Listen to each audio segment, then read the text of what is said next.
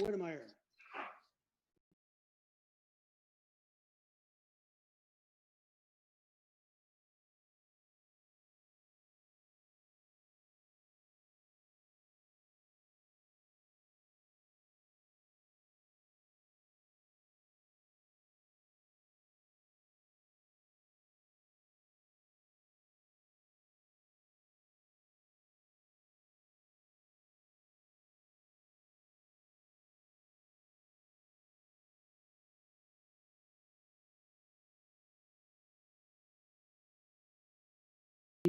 If you wish to speak.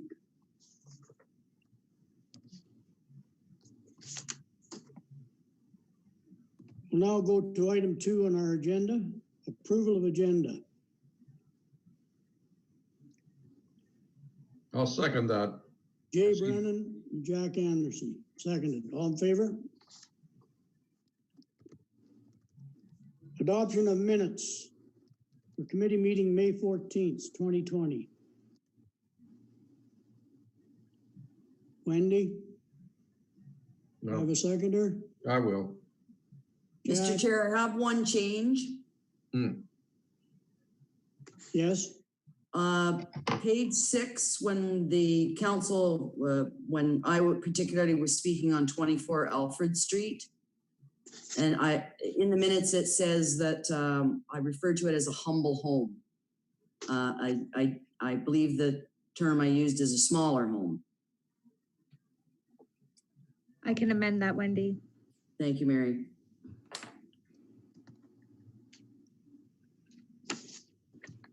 Seconder? Jack? I will. All in favor? Carried.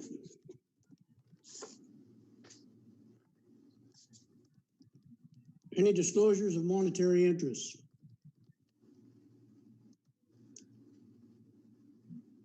Okay, we'll now move to the public meeting. We'll now open the public meeting portion of the Planning Advisory Committee meeting. Please be advised, you may leave this meeting at any time. Applicants, agents, and members of the public logged into Zoom to participate in the public meeting are asked to please keep their microphones on mute and cameras off until called on by the chair. If you wish to speak to an application and have not signed in with the recording secretary, please speak now.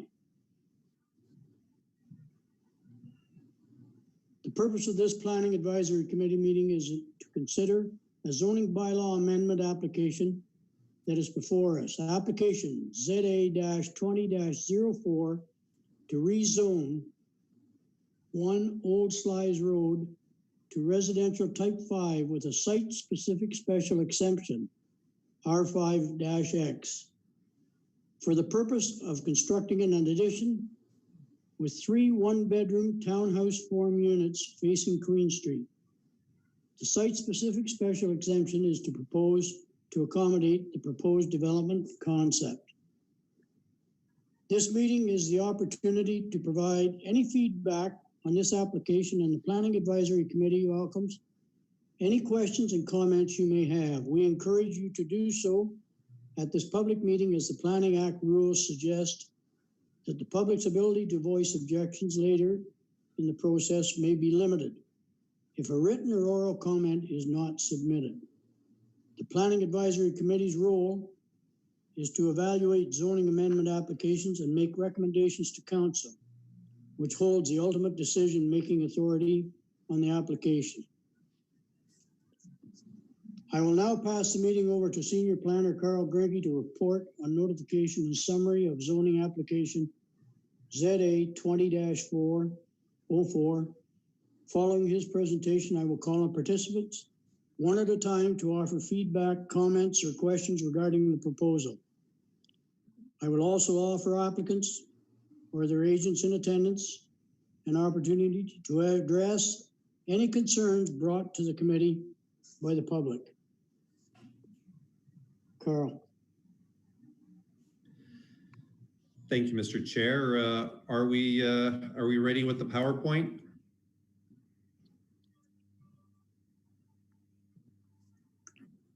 We'll just have to give Dave a second to get it set up, Carl. here it is. Thanks, everyone. Just to introduce myself to those I haven't met, my name is Carl Granke. I'm a senior planner with the town, and I'll just be speaking to the application and summarizing the proposal and explaining why we're here tonight in a public meeting. So next slide, please. So this application affects lands municipally described as 1 Old Slize. You can see it's right at the corner of Old Slize Road and Queen Street. It's a property roughly half an acre in size. The existing dwelling is right at the very corner, but they have a significant amenity and parking area that extends towards the rail line, and that's the part of the property that they're looking at. Of note, the Old Slize Lock Station, administered by Parks Canada, abuts the property. Next slide, please. So what we have here is a proposal submitted by Sean Dinsmore and Matthew Cole to propose an addition with 3 1-story, 1-bedroom units. Each of those would face Queen Street. So the units are each about 700 square feet in size, and they are single story. One is proposed to be accessible. So the property it's currently zoned general commercial with a special exception to accommodate an office use that was in there in the past. However, the official plan designates the property for a residential use. So they have applied for the application before us is to rezone the property to residential type 5 with a special exception to accommodate a couple of setback reductions. Next slide, please. So the property here, it is again, it's right at the corner there, and the addition, it looks like a townhouse, but it best meets the definition in our zoning bylaw of a multiple dwelling house. So that's the nature of the zoning provisions that they're requesting, and they're asking for a slight setback relief from 3 meters to 2.75 meters from the current lot boundary, the interior side yard that's facing Parks Canada, and also an exterior side yard setback reduction there from the 6 meters that's normally accommodated within the zone. So I'll note that the driveway there that connects the driveway on Old Slize Road that accesses the property is partially owned by Parks Canada, and the proponents are in the process of acquiring that land from Parks. So ultimately that will approve the setback figures, but that process isn't complete yet. So the zoning application is submitted for the existing property. Next slide, please. So here's the development concept of what they have in mind. So at the very right hand is the existing 2-story red brick house with the driveway, and they're proposing a stepped addition, single story, heading towards the rail line, and then the parking area would be at the south end of the site. So above is the Parks Canada Lock Station property. Next slide, please. So any information that's submitted in support of a planning application is public information. So these reports here are accessible to the public if anybody would like them. But we have a planning rationale that's submitted by their planning consultant Tracy Zander, summarizing the application within the context of our official plan and justifying the application within our policy framework. We have the conceptual site plan that's attached here. A noise and vibration study was required by official plan policy, given the proximity from the Via Rail corridor. So that's something that they had to investigate before we're in position to consider allowing this additional land use that's closer to the rail line than what's there right now. Next slide, please. So there's just a broad context showing the property, the existing dwelling, and the open space where that's intended to be used. I think it's important to note here that the property it's functionally contiguous with the Parks Canada lands next door. There's no, other than the hedge line behind the driveway, there's not a lot of delineation, and that's sort of where we have to, where the applicants, to their credit, have reached out to Parks Canada right from the very beginning to sort of work with them on the cultural heritage elements that we need to consider for any sort of development application in this area. And that's the design that they've presented is something that's been worked out with Parks Canada staff, and ultimately trying to blend in and be compatible with the UNESCO World Heritage Site and National Historic Site that's right next door. Next slide, please.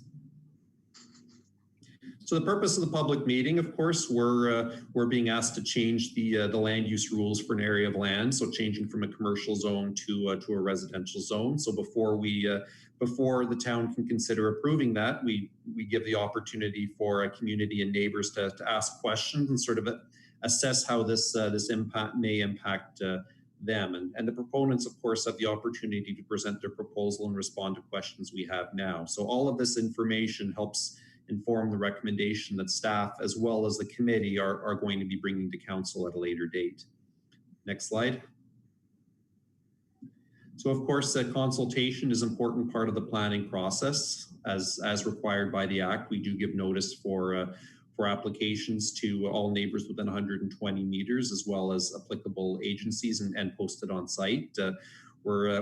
We've been giving enhanced notice over the course of the COVID pandemic as well, just to, given that we are, as you can see here, this is an unusual format of a planning meeting, but so we're giving people more of an opportunity to participate, get something in writing to us beforehand if they want. So we're exceeding the 20 days the Act gives us. There's also an agency consultation. When we receive a proposal, we engage Public Works, Rideau Valley Conservation Authority, and in this case, Parks Canada, to discuss it and sort of identify issues and the scope of what needs to be done beforehand. Next slide, please. So in this case, the public meeting is our opportunity to hear from the applicants, hear from the public, and if council does approve the new land use, then some of the technical details would be implemented in the site plan control process that would follow the zoning. So that's where we start looking at things like stormwater servicing, landscaping, fencing, any of the engineering work that's typically not dealt with as a land use issue, but more as a technical development issue. Those are addressed at site plan stage, and of course, special attention to cultural heritage impacts. We've been in touch, and the applicants have been in touch with Parks Canada through the process here, and we'll be having a look at that and through the site plan process as well, ultimately intending to design a development that fits in within that landscape. Next slide, please. So there's a couple of things that we look at when we do have a planning application such as this. It needs to comply with the intent of the official plan. That's our broad guiding policy document that outlines how council wants the town to develop, where do we want to see development, what we look for in new development. It has some criteria that speak to where we want to see additional residential development. The provincial policy statement, this application to be reviewed according to the 2014 one. There's a new one that came out recently, but the application was submitted beforehand, and that's that provides a high-level provincial direction for municipalities in looking at planning policy and planning decisions. So at this point, the Planning Advisory Committee, or an advisory body, ultimately the council will be making the decision based on all the information provided. Next slide, please. So I'll just be wrapping up here, but certainly I thank everybody for participating and thank the applicants for the work that they put into the application. So any feedback that we receive at this meeting, as well as anything that any other feedback that comes in writing over the next little while will be accommodated into a staff report and a recommendation at the next available committee of the whole meeting. So the decision will be made by town council, and any planning decision or any zoning decision is subject to a 20-day appeal period. So certainly if somebody, either the applicant or an abutting property owner agent disagrees with council's decision, there's an opportunity to appeal. So certainly anyone who's interested in what the outcome of this is, I encourage you to contact us and make sure that make sure that we have your contact info so you'll be able to be so you'll be notified. So I'll thank everyone for their attention, and I'll turn the floor back to the chair. Thanks, Carl. We'll begin the hearing from members of the public. All comments and questions need to be addressed through the chair. If you have signed in with the recording secretary and have requested to speak to this application, I will call on you by name one at a time to offer your feedback. At this point, we have no public participation, so I will now open the floor to the applicant or their agent to provide any further clarification or comment on the public concerns. Matthew Cole.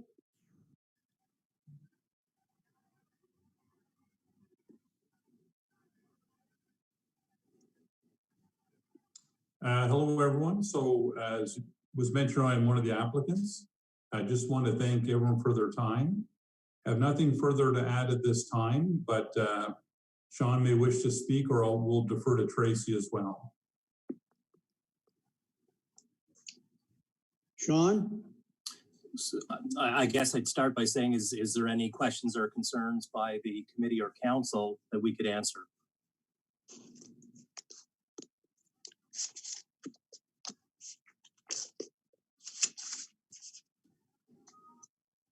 Okay, they'll have a chance to comment on this after, and we can go back. We can come back to you, Sean. Okay. Tracy? Good evening, Mr. Chair. I've been here all along, had some technical difficulties at the beginning, so I apologize for not checking in.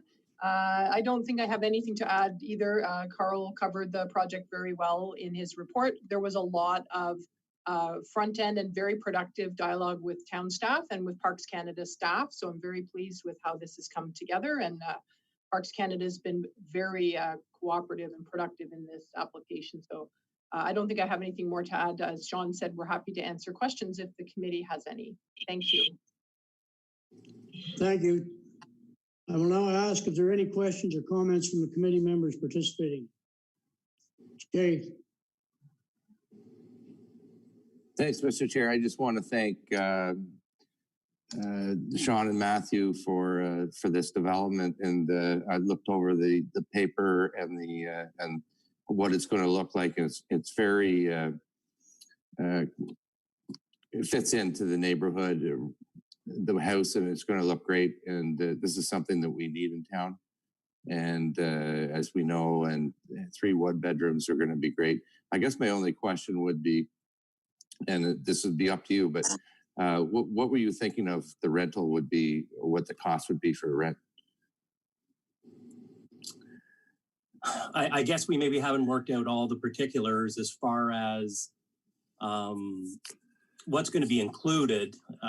Normally, the way that we've done these things in the past, we pay the water and we pay the taxes. So all of our units are supplied with washer, dryer, 5 appliances. So, I mean, I'm thinking in the $1,500 a month range is kind of where I think we're going to land. Keeping in mind, it's brand new, would be highly efficient, gas heat. So for the tenants involved, I think the overall operating costs are going to be quite low. And you know, if any of these applicants happen to work at Tweed, they can walk to work quite easily. So yeah, that's what we're hoping for. And yeah, you know, initially we came in with a 2-bedroom, 1-bedroom approach, but then in the name of keeping the amount of traffic down on the site, you know, we felt it would be better just to go with 3 one-bedroom units just to keep traffic down. Yeah. Well, thanks for that. And through the chair, thank you for the investment. And I wish you well. And I look forward to, you know, working with you on site plan and that sort of thing. But this is another good news story for us. So thanks a lot. Thank you very much. Thanks, Jay. Wendy? Thanks, Mr. Chair. Yes, I echo my colleague at council, Mr. Brennan's. This is consistent with council's wish to see more infill, and also at 700 square feet. Hopefully they will be affordable. I do want to thank you that one of them is accessible, because that is also one of the that is also one of the concerns for council as well, to improve accessibility where possible. More of these are out of curiosity. I noticed that there's no back doors on the concept drawing for these units. Is it just simply a front door?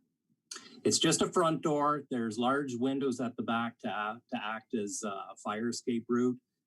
Because we do come so close to Parks Canada's property, that was done out of respect for them, so that people would not be, piling things up per se in the backyard that overlooks their property. So beyond the driveway area, we're going to set up picnic tables, and that's where we're hoping that the tenants can use that area as their area of relaxation, if you will.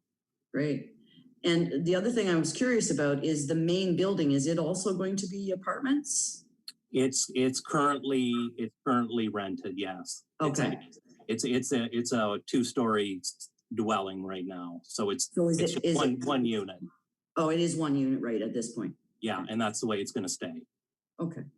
I don't think I had anything else. Parks Canada speaks to some of the landscaping, and we'll get to some of that in the site plan. But no, I think also this is a good news story again. It hits on 3 of the priorities for town council. So again, thanks for your confidence in Smith Falls.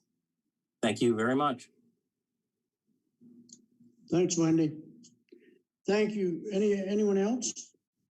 I'm fine with everything. Thank you. The committee has a task of making a recommendation to council on the zoning bylaw amendment. If the committee is ready to do so, I will now entertain a motion for application ZA-20-04.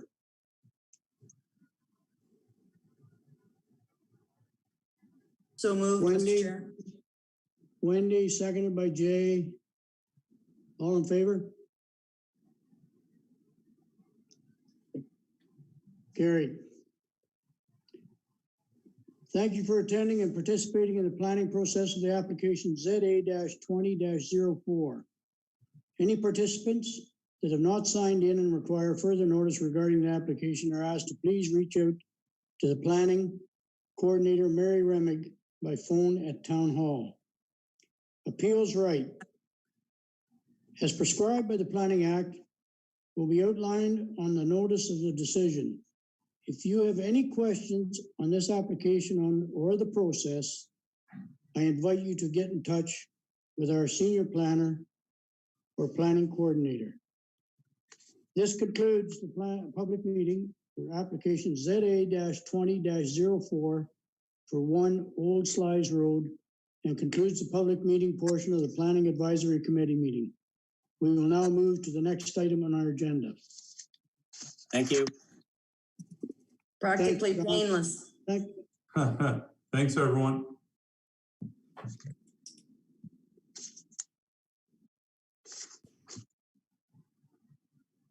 Item 6, priority issues, none. Correspondence items, none. Project updates. Next meeting, Planning Advisory Committee meeting, June 18th, 2020, a week from today. Do I have a motion for adjournment? Jacqueline? Is that at 5 o'clock or 4 o'clock? Is that a public meeting? 5. At 5, okay. Thank you. Do I have a motion for adjournment? Also move. Jacqueline? Carried. See you next week.